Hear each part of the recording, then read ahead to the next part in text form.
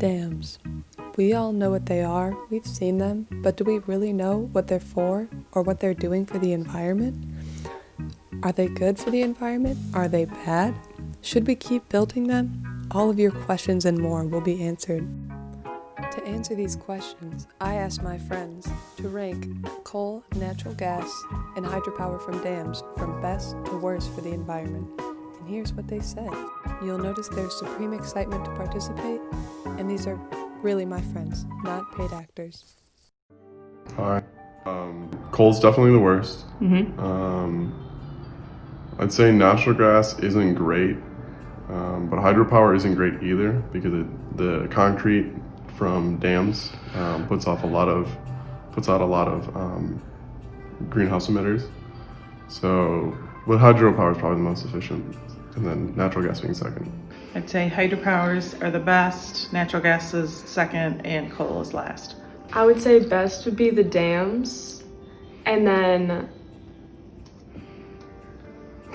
coal and natural gas. And the second would be natural gas, and then third would be coal. I feel like the best would be hydropower from dams, then natural gas, then coal. Okay, best hydropower, natural gas, and then worst is coal. So worst would be coal, followed probably closely by natural gas, and then dams. I feel like the best would be hydropower from dams. I feel like the best would be hydropower from dams. The truth is, all those innocent people have been lied to about the dangers of dams to our ecosystems and society. As you can see, they pretty much all agreed that coal is bad, natural gas is a little bit better, and hydropower is the best of all. Many of these people have taken ecology or environmental science at K, so their answers are well educated, but misinformed. Hydropower from dams can actually have a more profound negative effect on the environment than burning fossil fuels if it's at a large enough scale. So let's unpack a little bit about why dams might be so harmful to the environment. As you can see, this large cement dam is really constructed by this large cement retaining wall that blocks the flow of the river and the nutrients that usually would travel downstream. The wall creates a reservoir of still upstream water, expanding widely and flooding the surrounding riverbed when it's put in. The oxygen that once flowed with the water has decreased, and the reservoir becomes a breeding ground for bacteria and a death sentence for the river's plants and animals. The reservoir is no longer hospitable for the river's critters, so they'll likely die in this new setting. Their decomposition by the water's bacteria releases CO2 and methane into the air, really harmful greenhouse gases. Downstream there's movement, but the sediment that once flowed down to provide nutrients to the organisms is trapped in excess behind the wall, even becoming a flooding hazard because there's so much pressure. The downstream organisms are nutrient poor and trapped in the downstream river section. They can no longer swim upstream.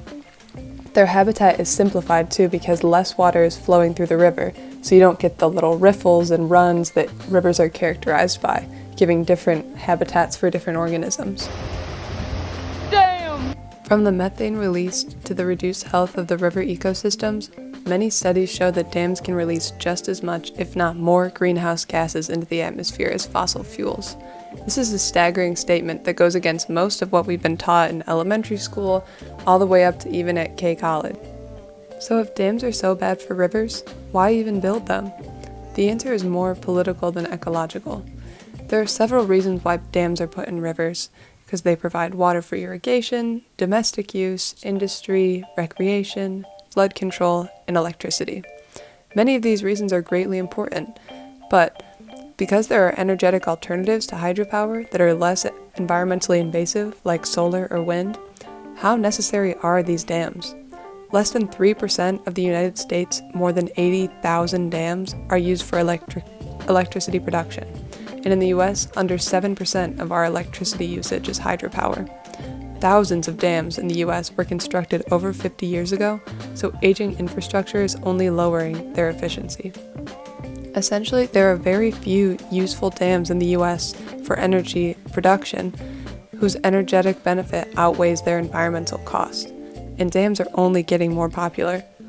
The truth is that dams are a huge investment in a display of power in public infrastructure for government leaders. So the large projects are a popular undertaking when the actual quantity of work and costs associated with the construction of the dam will not be paid back by the energy created for decades. And the financial and environmental toll that a dam takes on a community, especially those who are displaced by its production, cannot be restored. Dam production is set to increase by over 200% in the coming decade in China and India as a way to boost clean energy production.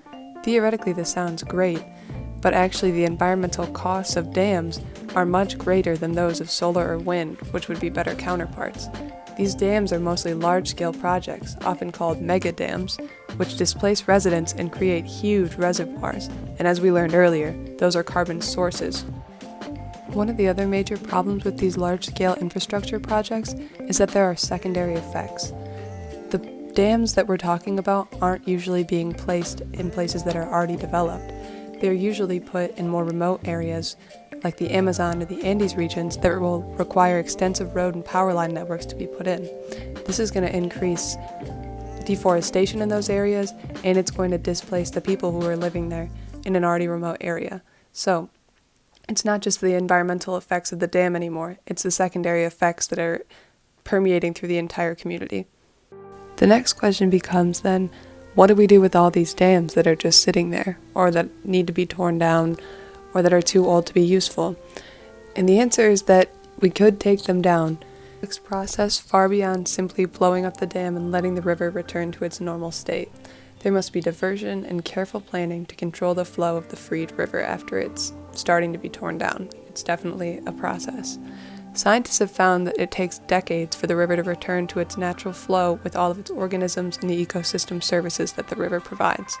And some changes to surrounding plant life cannot be recovered at all without intense intervention, and even with that, sometimes it's impossible. The enormous cleanup effort associated with removing dams is all the more reason to avoid them and find alternatives in the first place. With the increased need to move to something besides dams, and especially with the impending doom of increasing them by over 200% in some of the largest, most highly populated countries in the world, here are some tools to create better informed infrastructure decisions and prevent further environmental harm. Research suggests that improving screening for costs prior to construction is really helpful in terms of making sure that there are the proper funds to be able to finish the project in a timely manner. Oftentimes, large dam projects are far more costly than companies predict, sending the government into a deep economic pit and the people stranded with a half-finished infrastructure project in their backyard. Another strategy is to include more environmental specialists in the decision-making and designing process of dams, to better design the infrastructure with the true environmental costs in mind. Finally, it's important for governments not to fall victim to believing that if they don't build an invasive infrastructure, a different company will, and they'll do it at a lower price and a lower quality, creating more environmental harm. This is a common pressure that pushes industries to develop prematurely or head somewhere that they don't belong. Involving NGOs and increasing public education on the issues surrounding these projects also helps to pull back the curtain on large governmental decisions that profoundly impact human lives, because at the end of the day, citizens are the ones who have to live with these decisions, and they're ones who should be benefiting from the infrastructure. Overall, dams are an outdated and invasive form of power production. There are many better options for creating electricity, and the world needs more people to know the truth about dams. I'm so glad I could inform you all on some of their downfalls, and I'm glad I could increase awareness on this issue. So what we think is that dams are a damn shame. Spread the word.